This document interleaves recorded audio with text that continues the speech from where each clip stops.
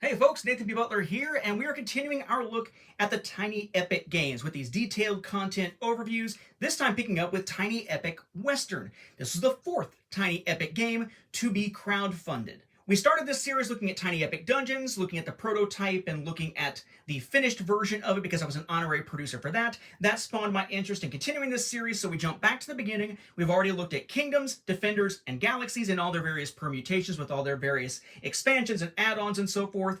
Now we have arrived at Tiny Epic Western, which is certainly a smaller game in terms of what we have to look at than what we saw in the last few of these videos. Tiny Epic Western was crowdfunded without an expansion, and then never got a subsequent expansion in crowdfunding either. So what we're going to be looking at here is the game itself, a set of playing cards that were kind of like a spin-off for it, just themed after the game but not used in the game. The one promo that the game had, that was from Essen Spiel back in 2016. Of course, as we look at this, speaking of promo items and extra items, we will be looking at what's deluxe and what's in the base game. And then, of course, we have the eRaptor storage solution that crowdfunded back in 2023. There's just not a ton of stuff to look at with Tiny Epic Western, making it a very compact little Tiny Epic game. And I'll be honest, this is one that I really wasn't all that interested in when I picked it up. I picked it up because I'm a completist and I wanted all the Tiny Epic stuff. It's a Western game, which usually doesn't appeal to me. It's also a worker placement game, which also rarely appeals to me. But this is one of the beauties of Tiny Epic games. One of the beautiful things about Tiny Epic games is they tend to introduce you to genres or types of gameplay you might not have found of interest before. Very much like what happens with the World of Eulo stuff from Thunderworks games. This and Lockup, which is from World of Eulos from Thunderworks, these are the games that got me at all interested in the genre of worker placement. Consider it a gateway game, and one of the games that is very well regarded specifically for solo play with Tiny Epic. For how long ago it came out, it gets a lot of love.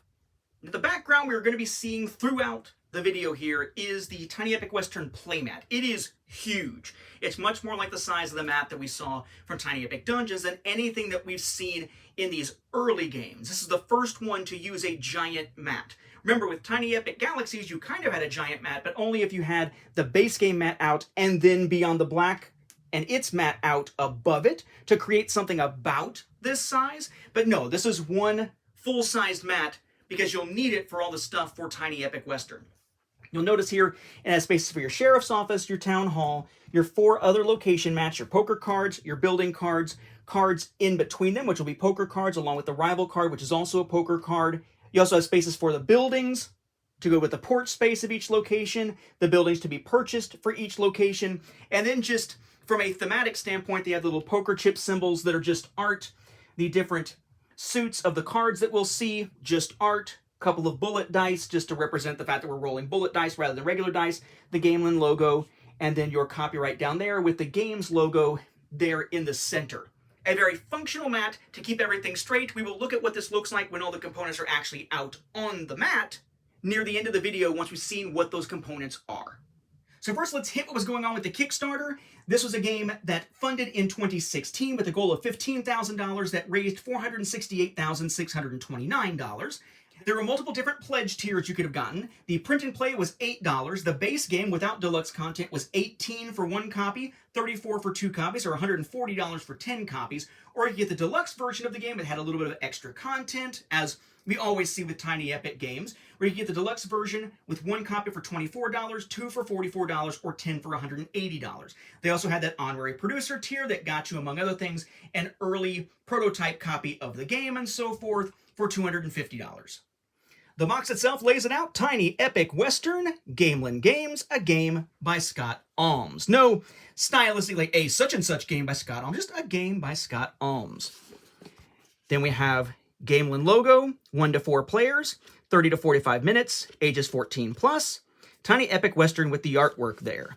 You have one vertical side, Tiny Epic Western, image, and Gamelin. You have one horizontal side, as I flip it all over the place, Tiny Epic Western, no Gamelin here. Then the opposite side, essentially the same type of thing with different art as what we saw on the other long side.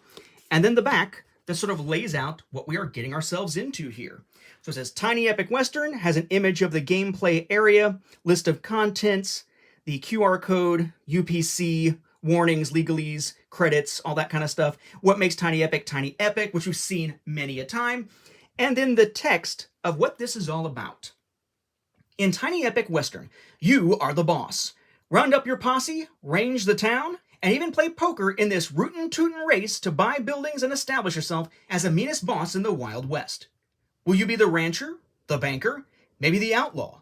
Choose from 8 thematic characters. Granted, that is 8 in the base version of the game. Deluxe content adds more, and that promo adds 1 more. Tiny Epic Western offers a clever combination of poker and worker placement. The game lasts 6 rounds, and each round has players placing their posse at different thematic locations like the saloon, the hideout, and even the sheriff's office. Here they will compete with other players, or even against the house, known as the rival, in hands of 3-card poker. The winner gains influence that can later be leveraged by acquiring buildings or winning duels. But be careful, this is the Wild West. To keep your horse hitched around here, you'll need to be good with a gun. Like the other games in the series, Tiny Epic Western captures a larger-than-life gaming experience in a small box with approachable rules and streamlined gameplay. It never outstays its welcome. That last paragraph may be a little bit odd, but maybe it was for those who are trepidatious going, what on earth is this as a Tiny Epic game with poker and worker placement? We shall see. So the lid has printing on the inside called the Dice Corral. Again, you could use this basically like a dice tray. The bottom, at least in this particular printing, has Tiny Epic Galaxies on one side, what makes things Tiny Epic, Kingdoms, and Defenders. And then inside, grating against the fabric of my soul, because it means there's a need for a way to keep a copy of this somehow. If you're using the eRaptor storage solution, you can't toss the box without saving this somehow. It's frequently asked questions inside the box bottom. For what it's worth, having the box thickness go up to 2 millimeters was the $45,000 stretch goal. Giving the box a matte finish with spot UV and that interior printing was a $175,000 stretch goal. So let's talk about components. We have the rulebook here, no fancy name for it or anything. And yes, it does have these solo rules in the back, unlike Tiny Epic Galaxies Beyond the Black. I would note, by the way, that the solo rules, having solo play at all, was the $300,000 stretch goal. It was preceded by a $275,000 stretch goal that added so-called glorious victories, like an achievement list, which is part of the P&P for the game, but not included in the rulebook. Now, as you can see on the mat underneath here that we've seen, you basically have this circular pattern where you have 6 different locations laid out. And as you lay them out, always at the top, at the 12 o'clock position, you will have the town hall. Always at the bottom, you'll have the sheriff's office here. So they're all at different angles and whatnot, with the smaller side pointing inward, as we see if I lay them out here or here. In the case of the sheriff's office, regardless of player count, you're using the same information, so both sides are effectively identical.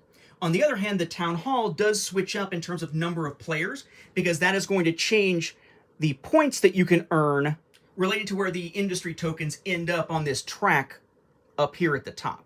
So in this case, you have 1 to 2 players as shown there with the little meeple symbols, or flip it over and you have the sort of regular version for 3 to 4 players. It doesn't note 3 to 4, but you don't need it to because the other side specifies. You then have 4 other locations here: the courthouse, the hideout, the saloon, and the bank. And you'll notice here that these have a lot more color than those other 2 we just looked at here. You have blue, green, red, and yellow. That is because those are the colors of the individual players. When you are playing a multiplayer game, what you're going to do is set out these in those side spaces, and whoever's meeples and such match that color sits at that spot. However, it is possible you might not have a 4-player game, in which case you flip them over, same names, slightly different gameplay to accommodate for the fact that there's not a player for that location. But what exactly are we seeing on these location mats?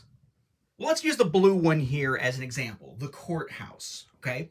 Now, any of these locations will tend to have a card, a building card, tucked underneath this spot here called the porch spot. When you place a meeple there as part of your worker placement, that gives you the ability to use the ability of that particular building in that slot, and that will change over time, over the course of the game. So that's one option here. You can also place your meeple in a space like this. And you'll notice that with this one, you have the meeple symbol, but there's little arrows to the left and right of it. The way that this works basically is when you sit your meeple down, you're sitting it basically half on the slot and half to the other side. It is still considered one space for one meeple, but you have to kind of shift in whichever direction is the one where you want to get whatever it is. An exclamation point means that whatever it is that you're getting there, you're getting immediately. In this case, a resource called force, as we'll see when we look at the different tokens and whatnot here. Now, as for this other side over here, or this box here, notice you got the little hourglass kind of symbol there and a pile of chips. Okay, that's where the resolution phase comes into play. During the resolution phase, you're going to wind up using those poker cards that we're going to see in a minute that are kind of scattered around the table in between stuff or in a player's hand. And whoever wins that particular hand is able to get first whatever is here, whatever's in the pot. So in this case, a 2 law influence for resources. Or if they are sitting on a space that requires resolution in winning the pot, then they could get whatever that is. So for example, if you've got someone over here, and then you got another player over here, if this one wins the pot, wins the hand of cards, they just get this.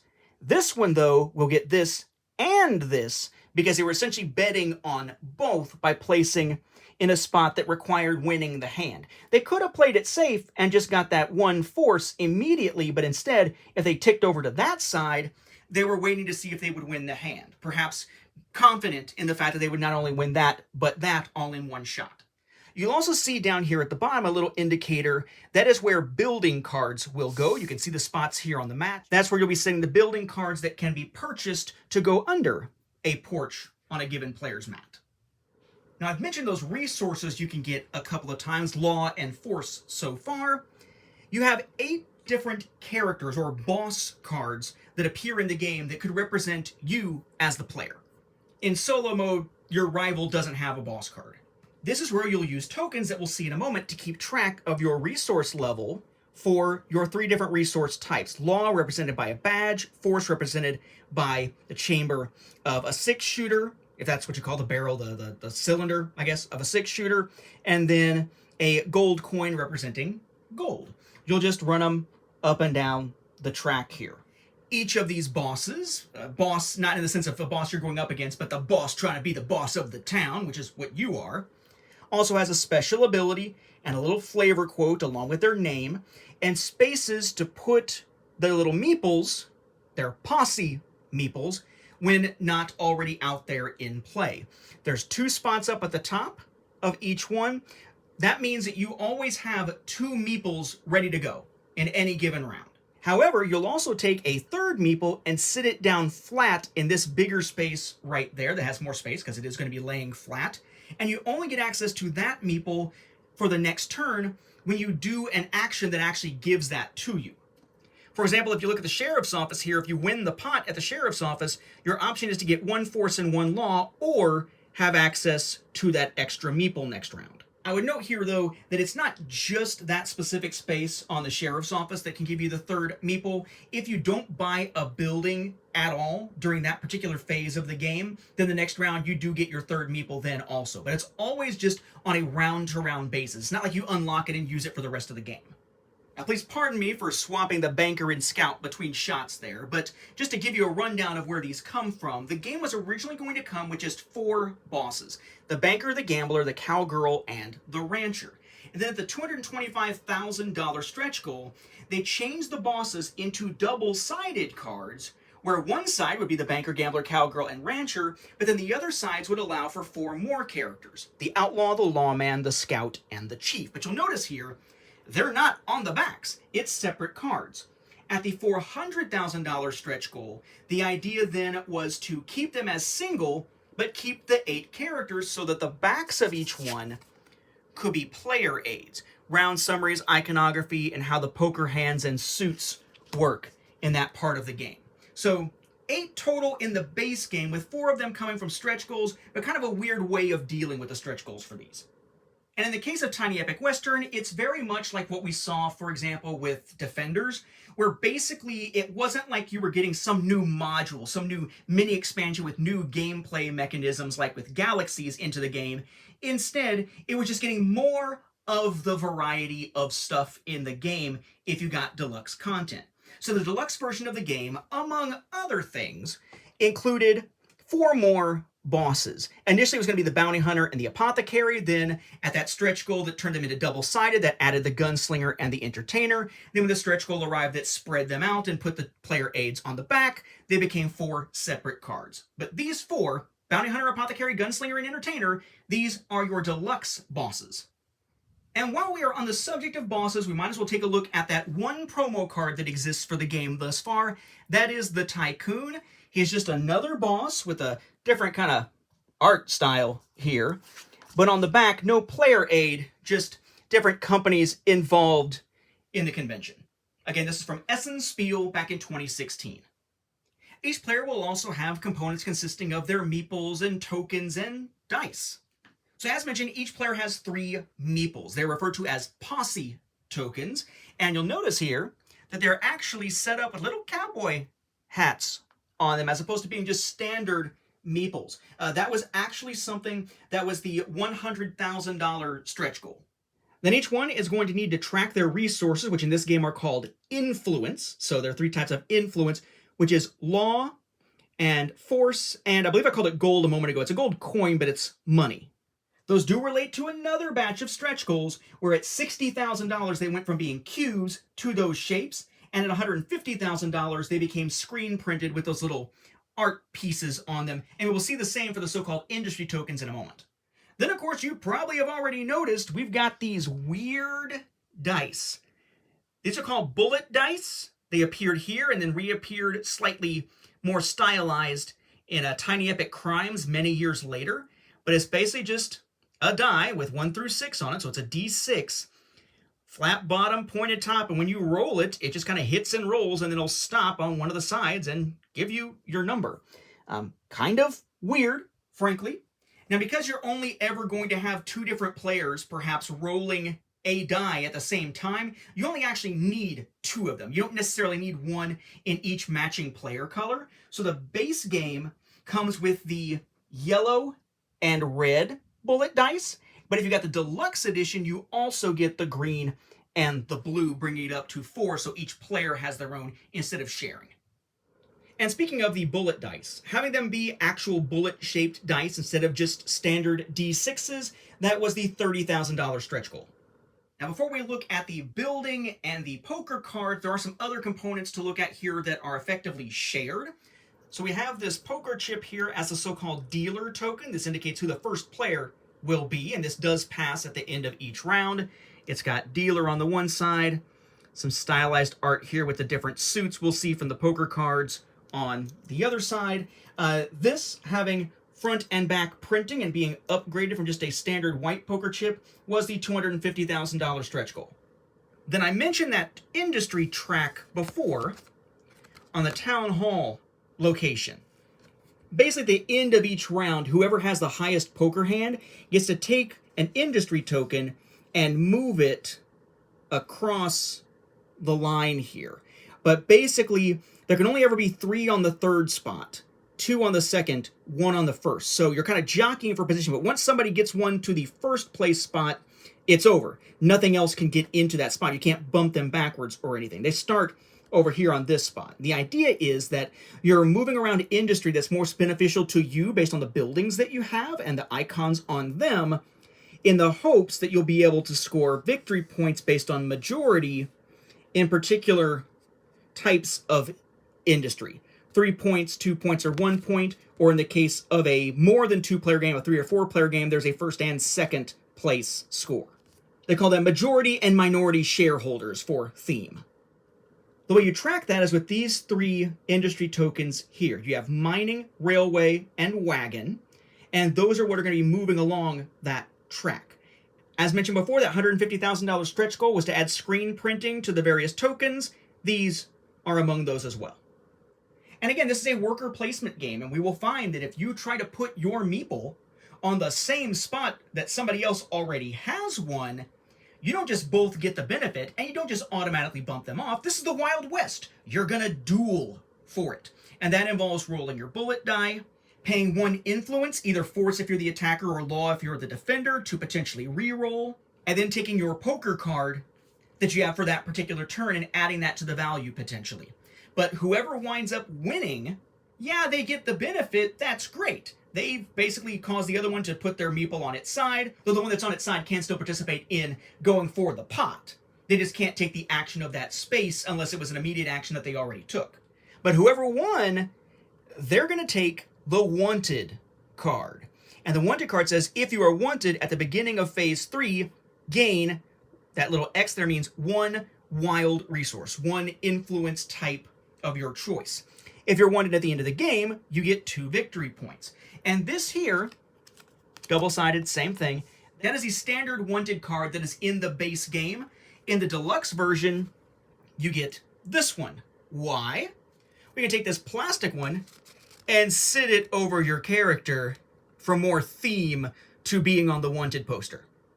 Now, I mentioned that deciding who moves the industry token came down to the highest poker hand. That is just based on the town hall location. The other thing that's based on having the highest hand at the town hall location is who gets to buy a building first. Because a big part of this game is buying buildings. There will be one building essentially sitting next to, or in front of, a little slot there, each location mat, with the exception of the town hall. Based on who winds up getting to pick first, thanks to winning that hand, you have the opportunity to buy a building by paying the resources, the influence, down at the bottom, equal to what's on that card, to get the card itself. And each card is going to provide some type of benefit with a little icon up in the corner as to which phase that benefit comes in. It'll have industry tokens on it, which again is all about building up the majority or minority share for second place in that particular industry. So you score at the end of the game based on where the token is on that track at the town hall. And then also has a victory point in and of itself and an ability.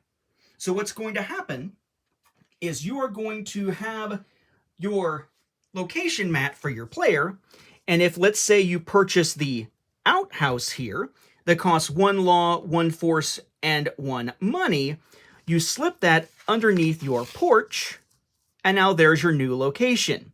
You have your posse cannot duel or be dueled this round. You could stick a meeple there to activate that ability.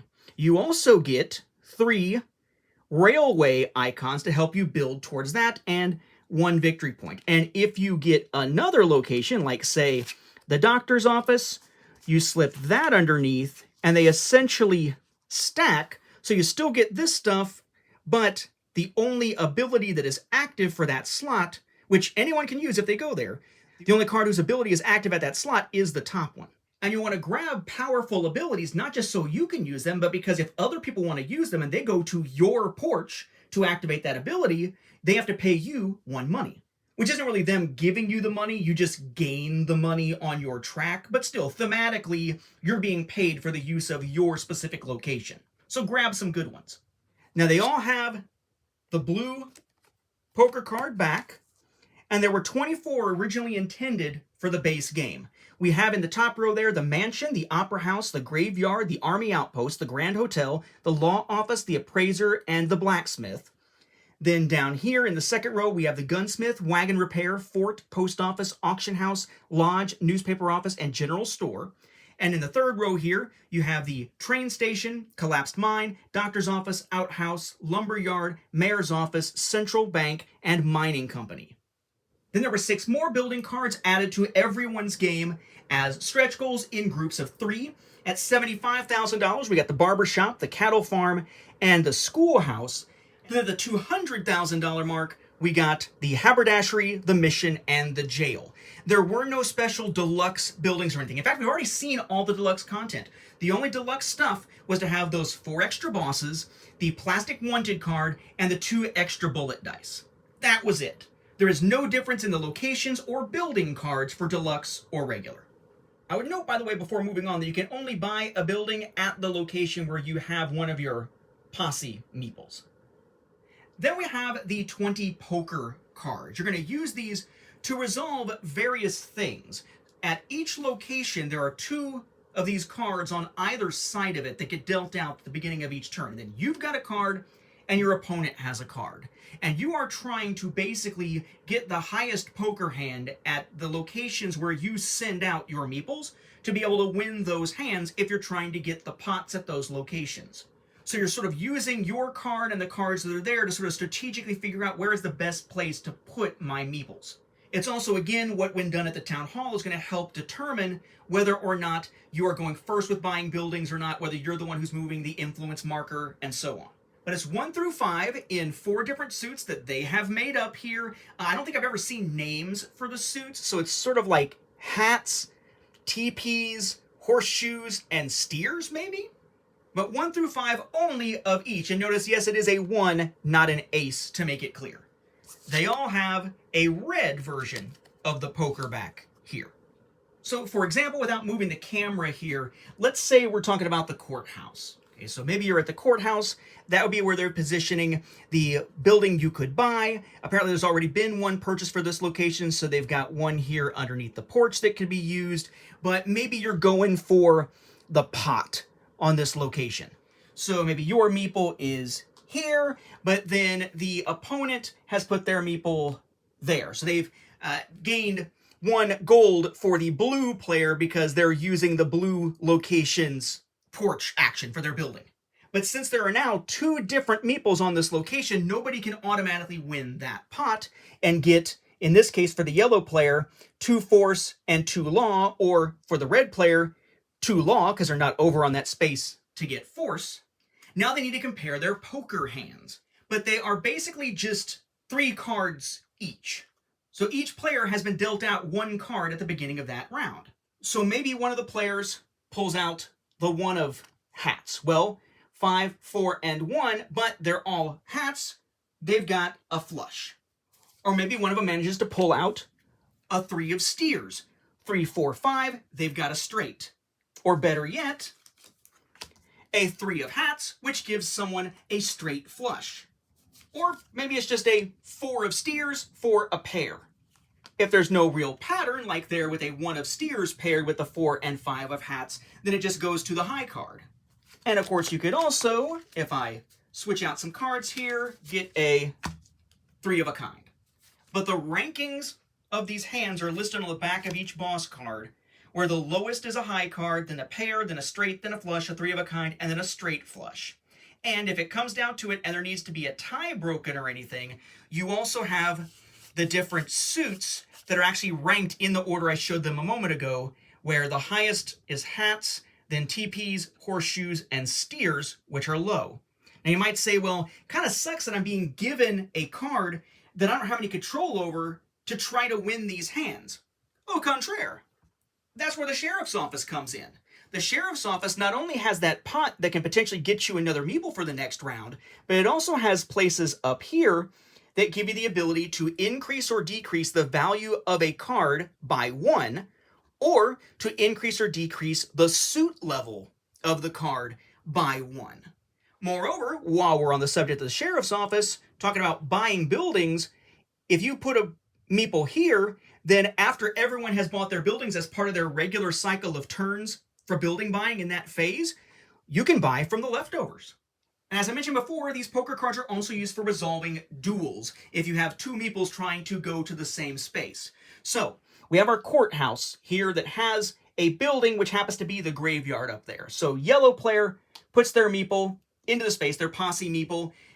It's an immediate effect because the little symbol here at the graveyard where they gain 2 different resource types, A and B they call them here, just to differentiate the fact that you are getting 2 different ones, if there are any wounded posse, including those of other players. Wounded posse is one that has lost a duel and is laying on its side.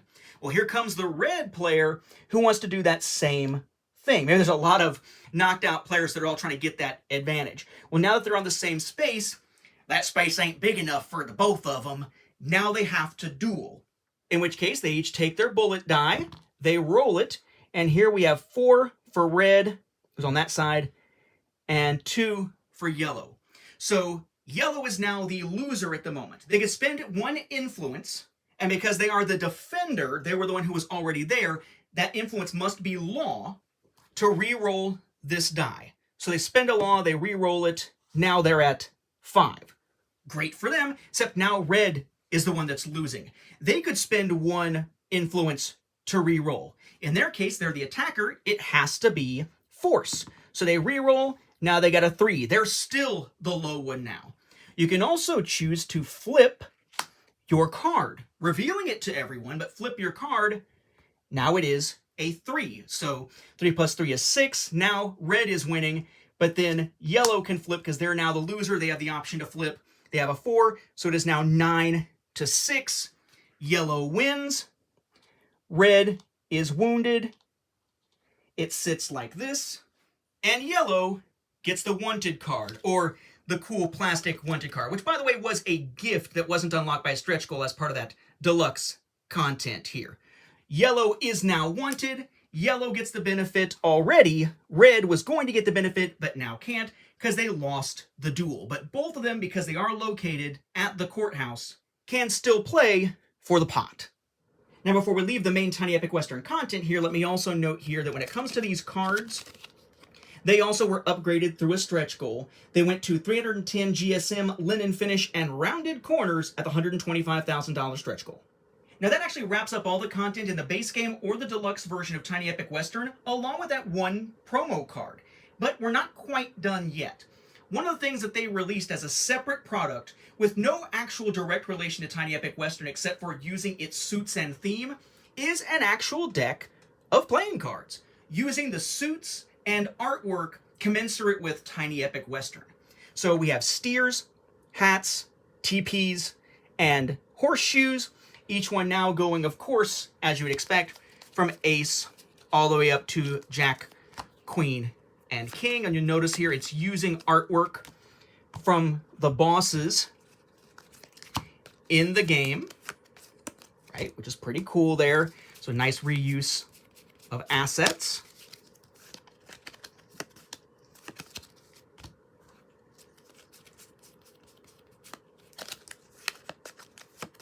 There you go. Kind of nice that because of the deluxe content, we have 12 bosses, not counting the promo card, so you could have 3 for each suit and actually use all the images. And then the wanted image is used for the Joker up there, 2 of those. You have a reference card with the suit, high to low reference there. Another card that's just a promo for Tiny Epic Western with Gamelin info on the back. And then there is your box of cards. No text or anything, just like the legalese and UPC and stuff on the bottom. Tiny Epic Western playing cards, Gamelin. Same thing on this side. Suits on the top. Back is just the back of the card. And the front just says standard Tiny Epic Western playing cards, Gamelin. So if you dig the card design, well, here's another way to play with it. But you're just playing with a regular deck of cards. It has nothing directly to do with Tiny Epic Western as a game in and of itself. And of course, what Tiny Epic would be complete, at least from the ones that they could make storage boxes for, without a licensed storage box from eRaptor. This is of course part of that crowdfunding campaign back in 2023. Another one here that had a little bit of chipping that I put a little bit of tape on in a couple of places here that tended to be somewhat common with small flakes, and I just want to make sure that they couldn't spread here. So again, we have our typical cover. There are acrylic cover with the art on it. And inside, a place for your rulebook. A place for your various mats here. One of those little levelers again. You have a place here for the large cards. You have a tray here. I kind of like the way this is designed here, where you've got places for the different types of cards, right? The building cards and the poker cards, along with your industry tokens, all kind of like slotted here together into one tray, and they all have a little bit of art on them and whatnot. You have a long tray up here. I believe this is meant to be the place where you'd put your bullet dice, but I just keep the bullet dice with those particular player colors, so this winds up not being terribly useful for me. But you have this little spot here in between these trays, before I try to pick them up like I almost just did, where your poker chip goes. And then each player has a little tray that has their resource tokens, their posse meeples, their bullet die, And there's one of those, like I said, for each player. And then your art underneath here. And as is typical, if you put them together the way the instructions say, you've got a logo on the front and the left side. The right side is just art. The back is just art. And then, of course, the bottom is just black. Yes, I did have one tab start to tear a little bit, so I added some tape reinforcement there. Not necessary, but just as a precaution.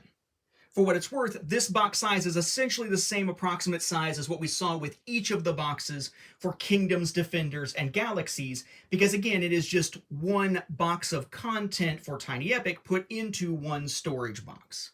Over time, we'll see that change when some of the other games get more expansions, but this one just didn't have anything like that. So now that we have looked at all the different components, let's see how the playmat would look in action at the beginning of a 4-player game.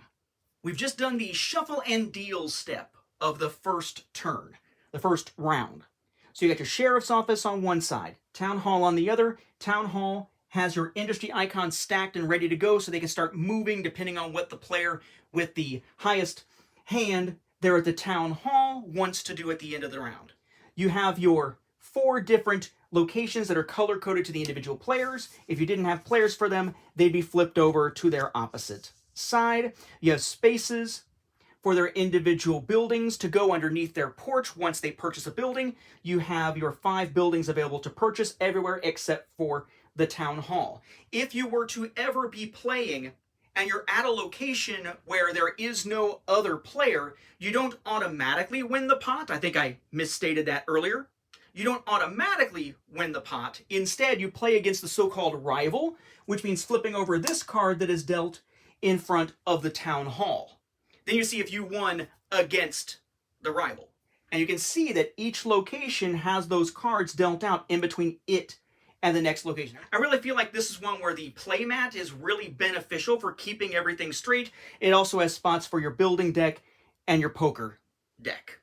And it does suggest putting the wanted card there in the center within easy reach of all players. You can also put all the bullet dice there as well. But I figure if you're playing with Deluxe where you each already have a bullet die of your own, you really don't need to put them in a shared pool because you'll just be keeping the one near your mat. And you'll notice the boss mats for the individual players to keep track of their influence and all that. None of that is on the mat itself. The mat is just that shared play area.